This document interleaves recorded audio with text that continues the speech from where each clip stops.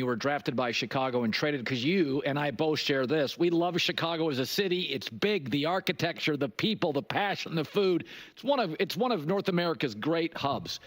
So for Ben Johnson, he'd go there for a couple days with the Lions, playing in Chicago.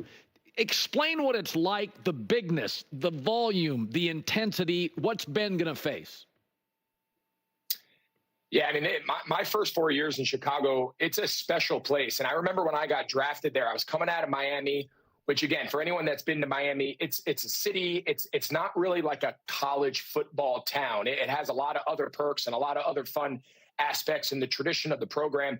But it's not Tuscaloosa, Alabama. It's not Athens, Georgia, right? It's not one of those like towns. Then you go to Chicago, and it's this big metropolitan, big city. But on game day, during the fall, it feels like a small college town. It feels like everyone there is living, breathing, dying with the Bears. And it's just a really fun, passionate fan base. And, to add a guy like Ben Johnson, who seems to have been kind of the belle of the ball over the last 3 hiring cycles, he's been very calculated on the interviews that he's taken, on the jobs that he's turned down. And he was waiting for the right mix. So, I mean, I thought watching his press conference, you could see it on his face. That's a roster that has some built-in wins. I always kind of judge a job, like as far as would you take that job, saying like by just getting organized and just kind of getting everything set up, how many wins are built into that roster? And I think at some teams, the roster is kind of maxed out under the previous coach, and you've got a lot of building to do. And then I think at other teams like Chicago, I think there's wins baked into that roster with Ben Johnson and his ability to develop Caleb Williams and his ability to handle those end of game situations that Chicago let them kind of get away. And that's the difference between winning 3 or 4 more games. So it's a fun fan group. They've been looking for a star quarterback and stability at head coach. The last stability they had was Lovey, and they let him go after a 10-win season. So they're hoping that this is the head coach quarterback combination for a long time. Yeah, that's such an awesome point. The way that was kind of really phrased. Like the more you kind of think about it, as long as they're smart, which I assume they will be in free agency and the draft, like they gotta be a massive front runner to be a playoff team, right? I mean, like you would really need some of these other teams to just really continue to ball out for them to somehow miss the playoffs. Because it does feel like you bring Ben Johnson and this team is a 10-win team just like that. Just the way how they were this year alone.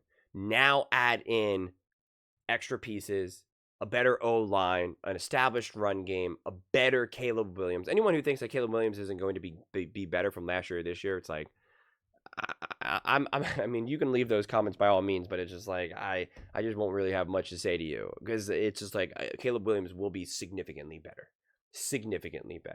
and I just think that this offense pretty instantly is going to just look like it has a purpose, that it has an identity. There's going to be it's going to be significantly easier for Caleb. Like I just see nothing but positives. And before, when I was talking about the Bears with First Things First and talking about kind of like what should be the expectations be, and I said, listen, this team was kind of such a mess and such a disaster, and now they are in a tough division. And although the Lions losing Ben Johnson, of course, and Glenn, their defensive coordinator, losing both their coordinators, that like you imagine that they will take a step back, but still the Vikings should be a good team. The Lions should still be a good team. The Packers, like it's still not an easy division. There's not these like guaranteed easy wins where you're playing like the New York Giants or something, right? And like that matters because that helps you, right? It's very beneficial to be able to feast off of the Giants, the Jaguars, the Colts, any of these teams that are just a mess, the Patriots, like it's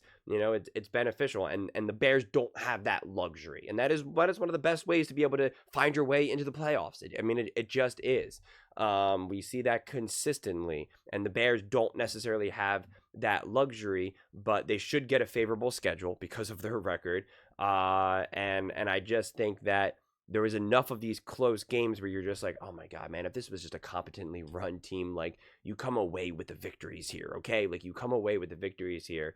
So it's just not hard to imagine at the minimum that this team now wins, 10 games, 9 games, 10 games, maybe even more, again, depending on what concrete moves they make this offseason.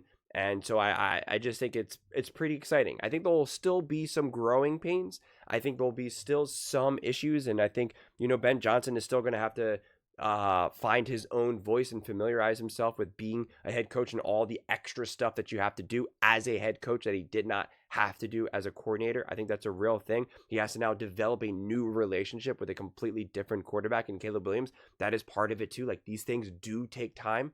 They do take a minute to kind of to develop. It's not like just because you're great and I'm great that now that we're together, it's just immediate greatness. That's just not how it works. It takes a second. And then it also is going to take a little bit of luck. I mean, it really is. It's going to take a little bit of luck in terms of, again, who you draft, how fast they can hit the ground running. Can they get this defense back on track now that Eberflus got fired? And he was the brains behind that defense. And when he left, the defense suddenly got even worse. I mean, that's a real thing that I think that the Bears now also kind of have to resolve. This was such a defensive-led team.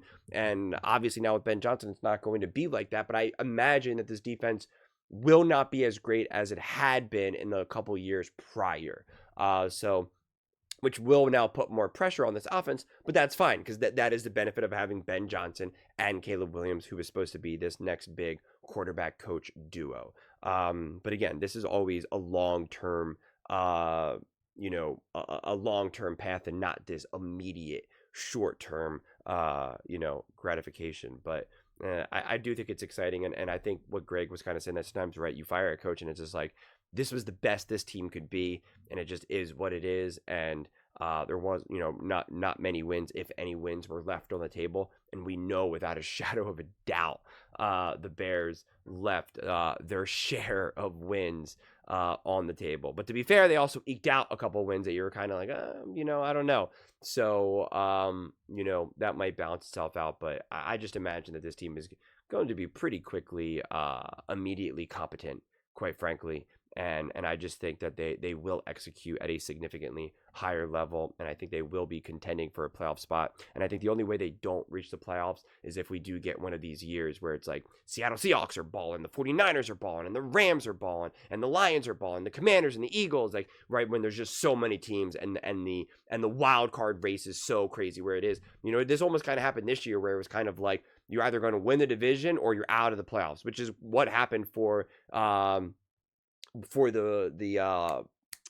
Falcons and the Bucks. Granted, those teams were not necessarily that great and their wins weren't necessarily that high, but I could see that, a similar situation happening next season. But again, so much is going to be so unpredictable. For all we know, Jared Goff gets injured the second game of the season, and now the Lions are in big trouble, right? I mean, like it's so unpredictable, but I do think that this team, whether they actually make the playoffs or not, it will immediately be a playoff caliber team, and the rest will be just up to the football gods. But those are just my thoughts. I'd absolutely love to hear yours. What do you guys all think about the Chicago Bears? Do you trust Ben Johnson will turn it around? And how many wins? I'm curious. Like, if you just added Ben Johnson to this team this past season, would this team have been a playoff team or not? Would they have had 10 wins, 11 wins? Let me know in the comments below. I read every single comment. So whether you agree with me or disagree with me, either way, let's get in some discussions. Let's get in some fights. But ultimately, let's just have some fun. And please do consider subscribing. We are building an amazing community here, and I absolutely love to see you part of it.